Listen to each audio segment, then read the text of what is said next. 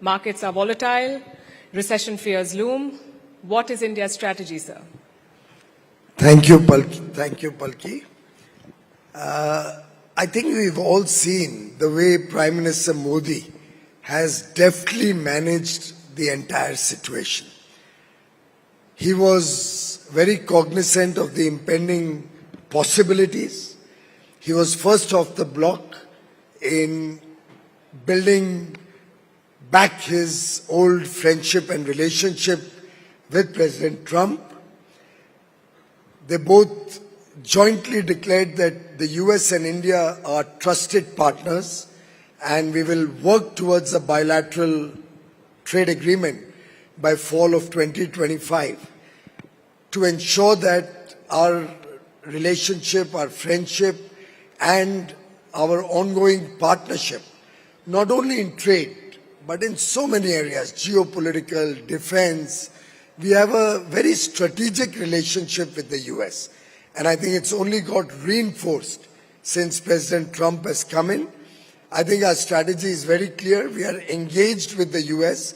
Incidentally, we are right up front in the queue because we started early.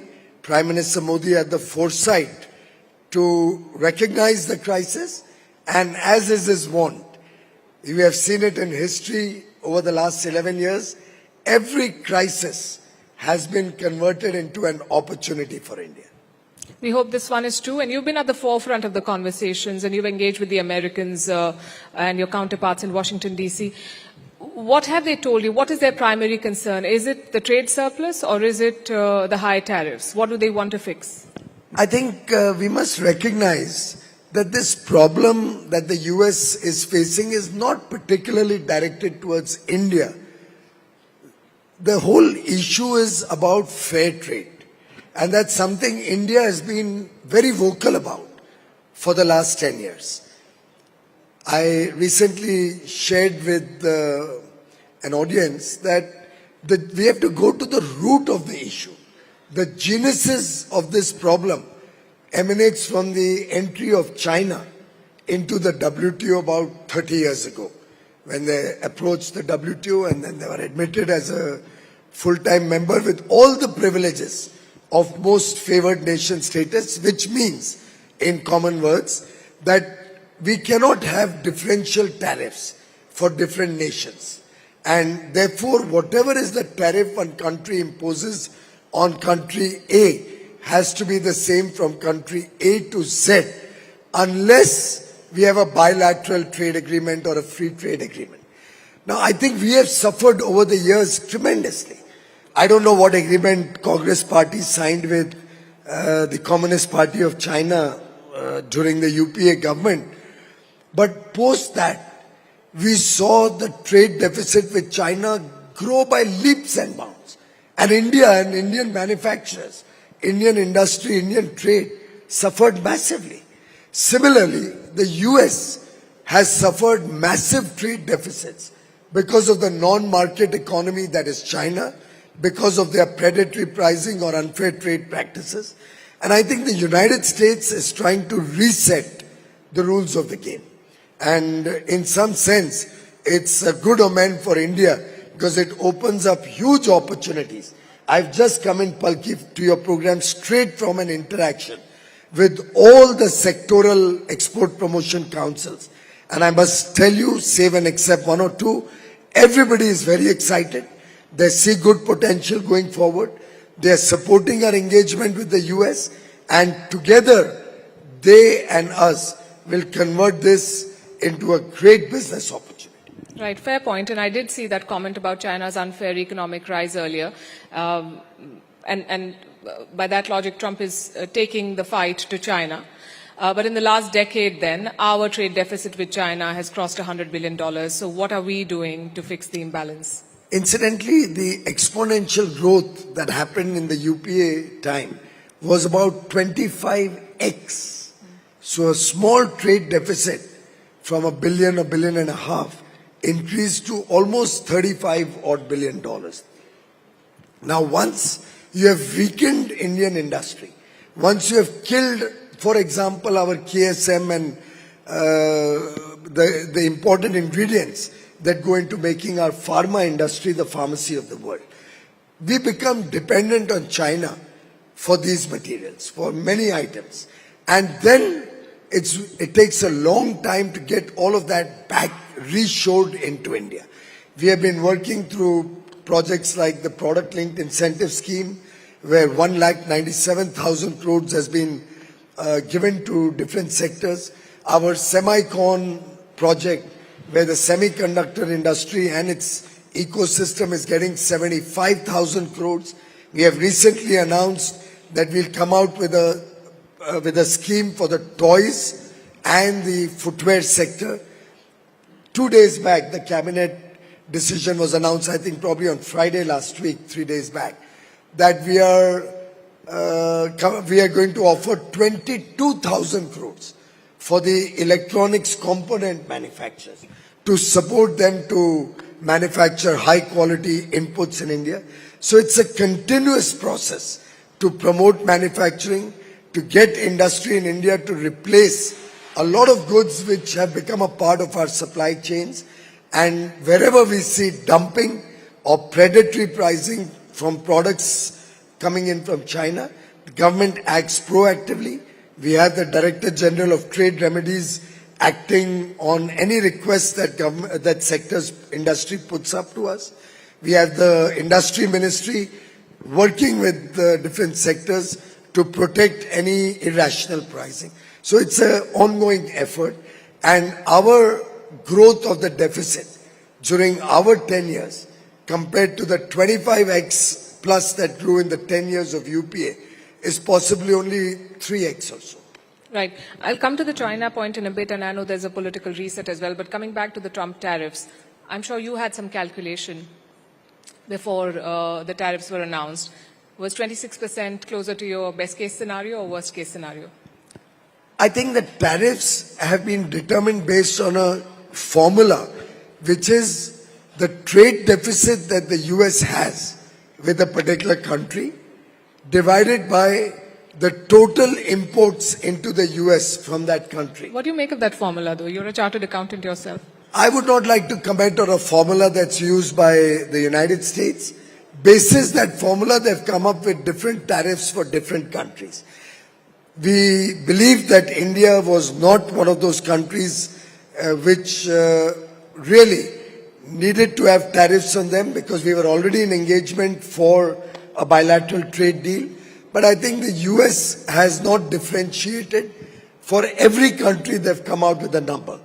But we are in constant engagement, and I think we'll be working with them to take off these additional tariffs in the days to come.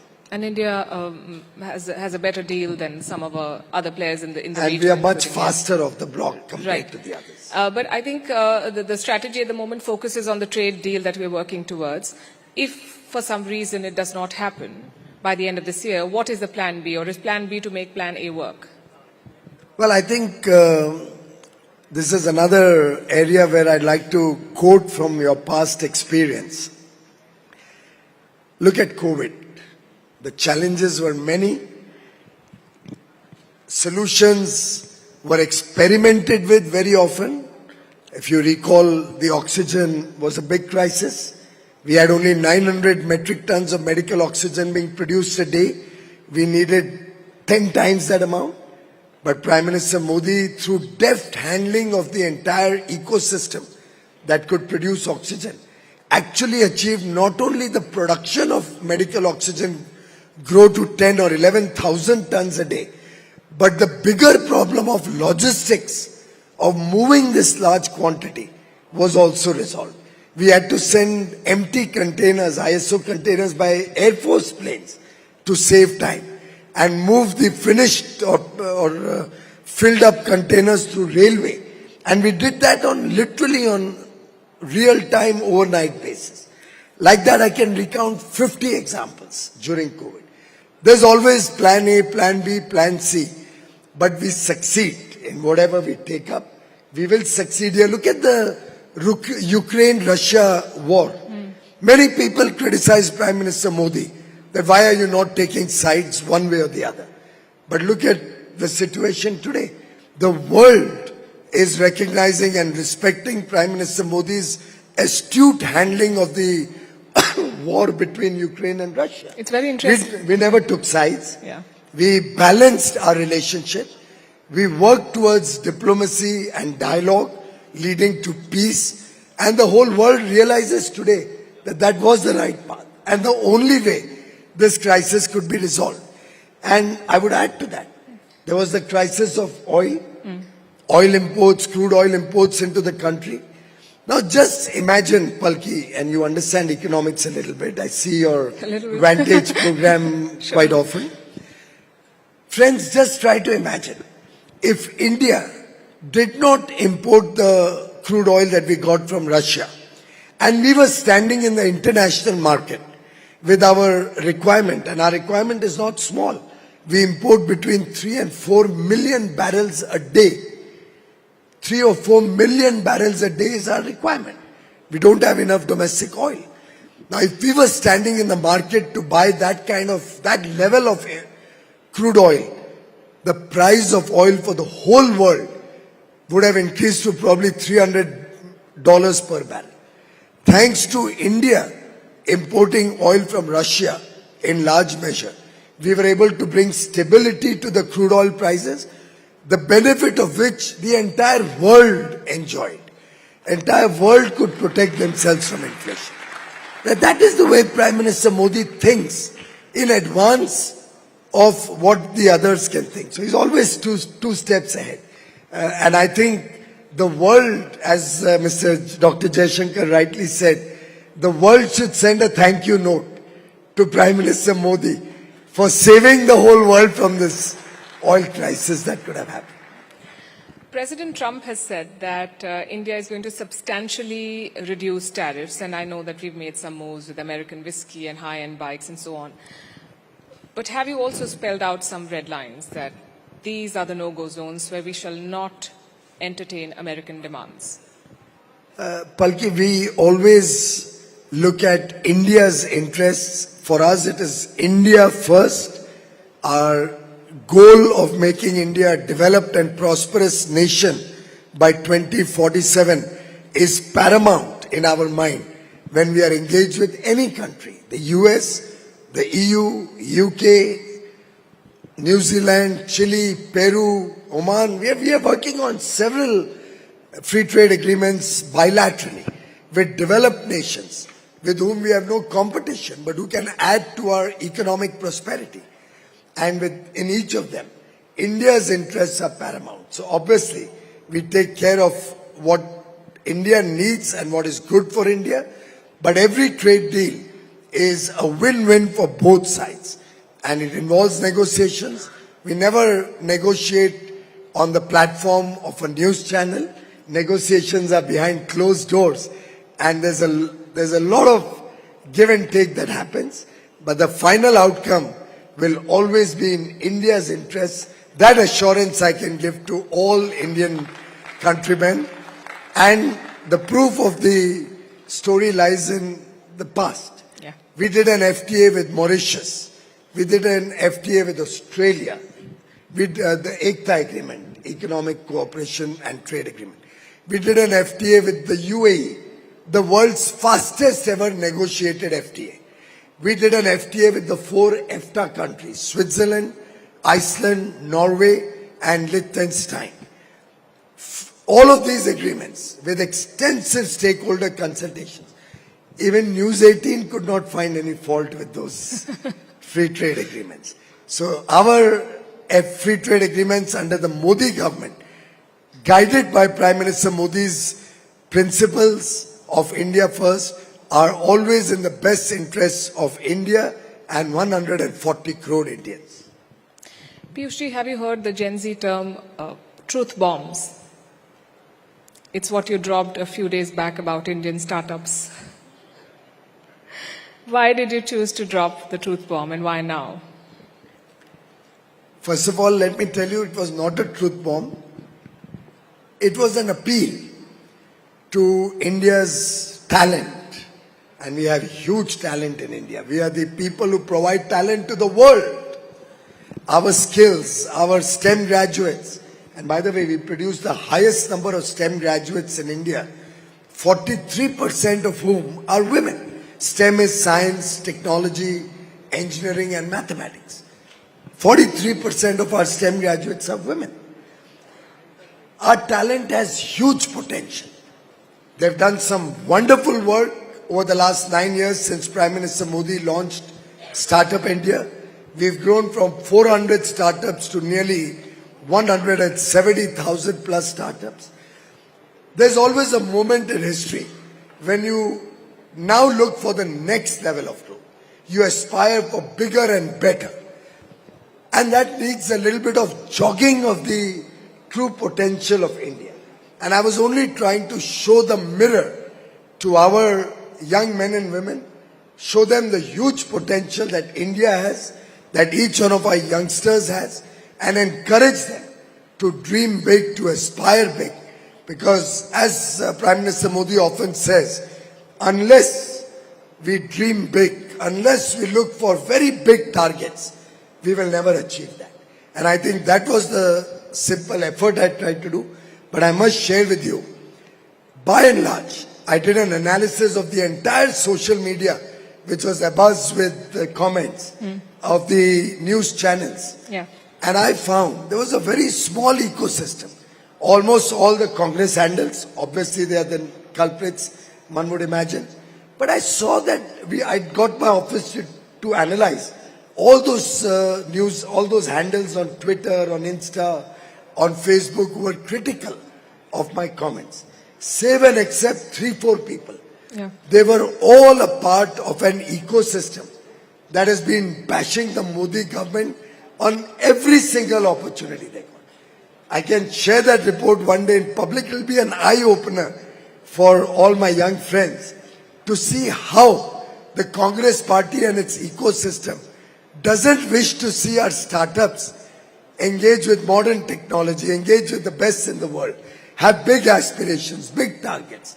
And on the other hand, even Aman Gupta of Shark Tank, I saw a lot of comments by very reputed founders, very reputed startup companies, welcoming the call to action for our youngsters to aspire to achieve big targets. You remember Chandrayaan? Yes. We didn't succeed the first time when we tried to do the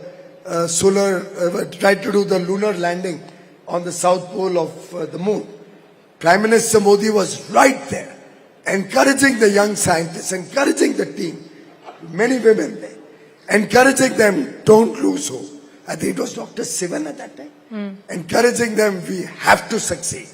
We will succeed as a nation. And lo and behold, second time around, we are the first country in the world to do the lunar landing at the South Pole. We need to encourage our scientists, we need to encourage our people. They have the potential. And that's what I tried. No, and I agree. It was a positive provocation, if I may, and it's important to have tough conversations to grow as a country. And new ideas, especially the ones in technologically advanced spaces, require a strong platform to build on. And that is also a challenge that we as a country need to overcome because that platform is usually typically provided by a government. I was looking at a report that said that we spend, 0.6% of our GDP on R&D, research and development. China spends 2.4%. The US spends more than 3%. Would you say that successive governments have failed to create the right environment and launch pad for young entrepreneurs to really take off? It's the story of the water in this glass. It's half full and half empty. Of course. A number of initiatives have been taken. A number of initiatives are on the anvil. A number of initiatives are already on the table. Let me share 2 or 3 things. Our startups have done us proud with huge amount of good things that have come out. In fact, we had the Startup Mahakumbh at this very venue, Bharat Mandapam. Right. In my 11 years as a minister, I've never been to any program. All 3 days. But I came here all 3 days. It was so exciting. And the work that I saw here, the deep techs, the agri-techs, the edu-tech, some of the innovative fintech work. There was some fantastic work. What I saw encouraged me to think bigger. and I think it will encourage thousands. We had a footfall of 30,000 in Startup Mahakumbh first edition last year. We had estimated we'll have about 1 lakh of people coming this time. You know, we crossed 2,30,000. Fantastic. Almost 9.5x in the Startup Mahakumbh too. Out of the 3,000 exhibitors, 1,500 technology-based entrepreneurs. We gave them space free of charge, encouraging them to come here and showcase their technology products. We did a Mahariti, a challenge for the technology-oriented startups, where we gave 70 crores worth of grants. No equity, no loan, nothing. Grants to all those who came up with good ideas. And I gave out some of those awards. You know, they were from places like Badaयूं, from Odisha, from Bihar, from Sikkim, from Guwahati, all over the country. Now we are coming out with Startup Fund of Funds second edition. Another 10,000 crores. And I've asked Sidbi, who monitors it, to promote more of the tech-based, deep tech-based, AI-based startups. Take more grant-based funding or less equity. Allow the founders to enjoy the equity. If they do well, allow them to claw back their equity. We are coming out with a 1 lakh crore Anusandhan NRF, National Research Foundation, a fund of 1 lakh crores to promote research in a public-private academia partnership. And that 1 lakh can be equivalent to 10 lakh crores of funding for R&D, because our R&D is at 1/10 the cost of US or Switzerland. So, yes. And there are many more initiatives. Time is up. Yes. But I can assure all the viewers of Network 18 and its channels across the length and breadth of the country, Modi ji's government is with all of you. Go for it. Innovate in India. The country stands behind you. Thank you. Thank you for the message, and thank you for taking all the questions. Always a pleasure to talk to you.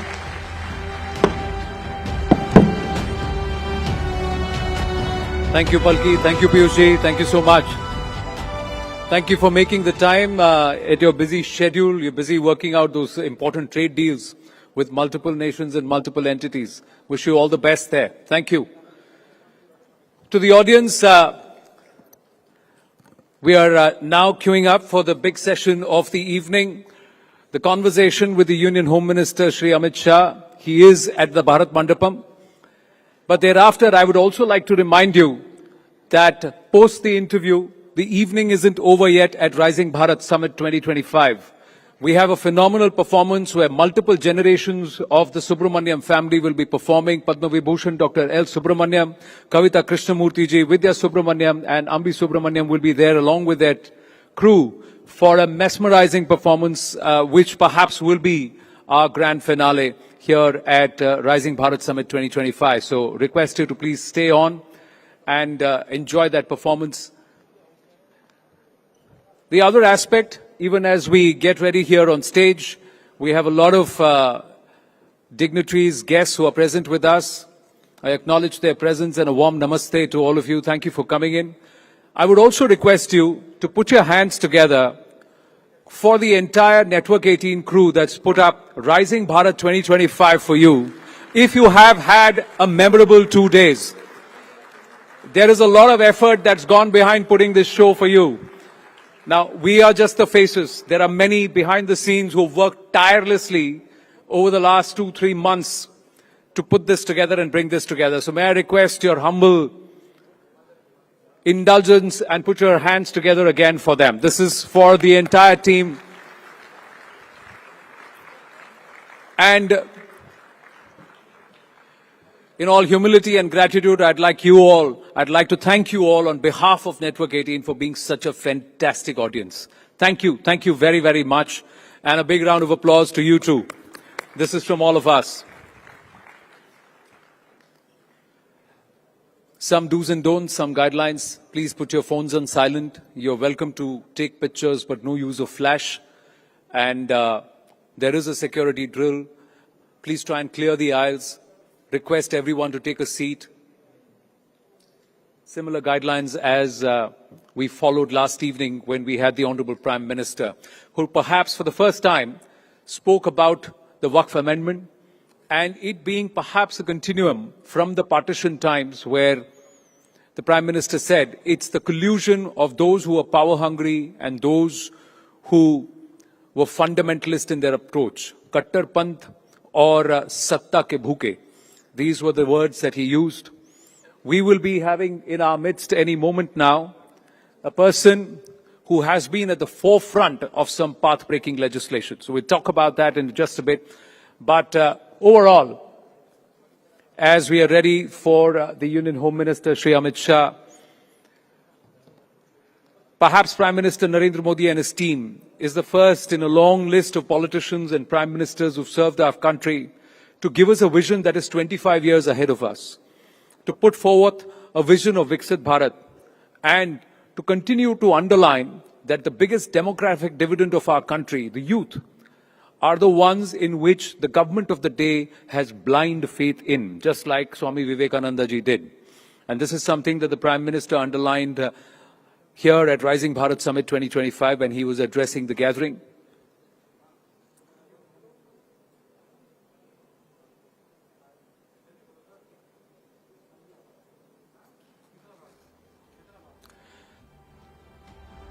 Ladies and gentlemen, our next session with a political leader who's a brain behind the BJP's electoral successes and the mega comebacks from minor setbacks. He's now a barometer for political astuteness.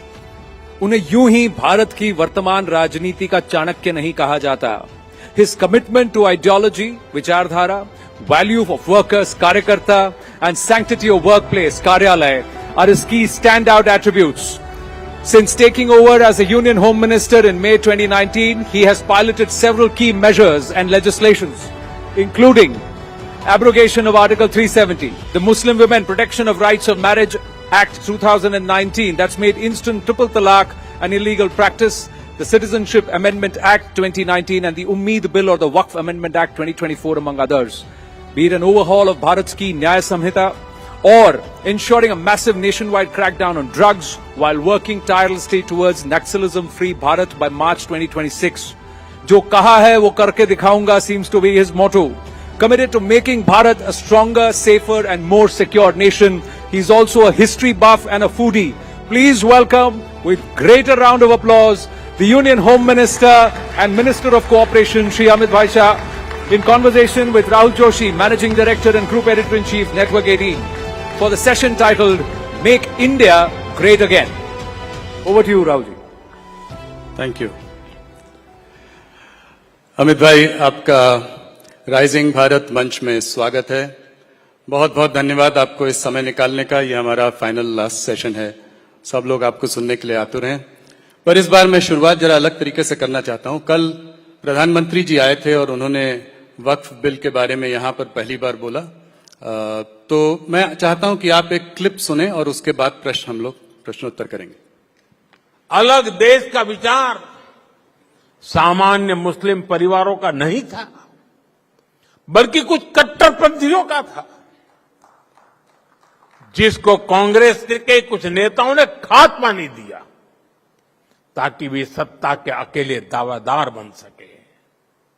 साथियों, तुष्टीकरण की इस राजनीति में कांग्रेस को सत्ता मिली, कुछ कट्टरपंथी नेताओं को ताकत और दौलत मिली, लेकिन सवाल ये है, आम मुसलमान को क्या मिला? गरीब पसबंदा मुसलमान को क्या मिला?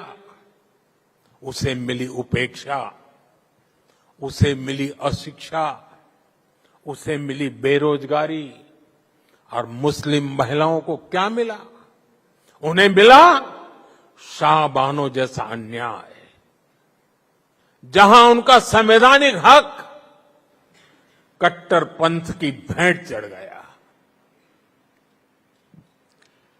अमित जी, मोदी जी ने कहा कि उस वक्त के जो नेता थे उन्होंने राष्ट्र हित को के ऊपर सत्ता को रखा. तो मैं ये जानना चाहता हूं आपसे कि मोदी जी किन लोगों के बारे में बात कर रहे हैं, कट्टरपंथियों का साथ किन नेताओं ने लिया और ऐसा क्यों किया? और पार्टीशन के लिए वो कहते हैं कि जो है मुसलमान नहीं चाहते थे कि पार्टीशन हो, गरीब मुसलमान नहीं चाहते थे ऐसा हो। नहीं, देखिए, ये तो सब जानते हैं कि जब मुस्लिम लीग चुनाव में खड़ा हुआ और 2 राष्ट्र के सिद्धांत के आधार पर खड़ा हुआ, पार्टीशन के पहले जो अंतिम चुनाव हुए स्थानीय विधानसभाओं के, उसमें पाकिस्तान के हिस्से में भी मुस्लिम लीग का पराजय हुआ था। मुस्लिम जनता सच अर्थ में नहीं चाहती थी कि इस देश के टुकड़े हो, और ये बात मोदी जी ने ठीक ही कही है कि उस वक्त के कांग्रेस के नेता ही राष्ट्र के विभाजन के लिए जिम्मेदार हैं। उनकी तुष्टीकरण की नीति ही राष्ट्र के विभाजन के लिए जिम्मेदार है।